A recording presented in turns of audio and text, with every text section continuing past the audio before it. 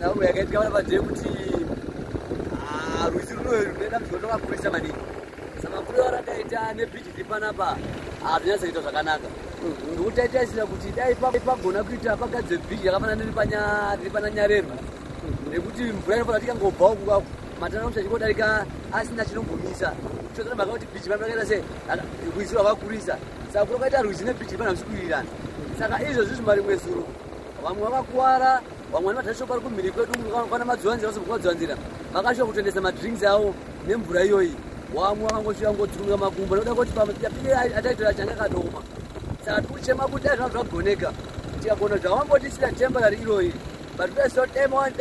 government akatigadzirirawo permanent bridge rinogona kuita kana 2 mahosi chete kuitira kuti vanhu vekwatamwe tinge tiri pasafe side. Mvura yakanaya zvakadi yakazosvika pakweredza bridge. Aiwa mvura yakanaya bozi mvura yakanaya pfungwa yese mvura ichinaya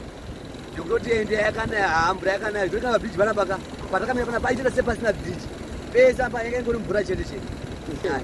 Asi bridge iri kutotanga kueredzwa iri kanotanga ragara rakaeredzwa apa vanga kugadzirisa zvekare right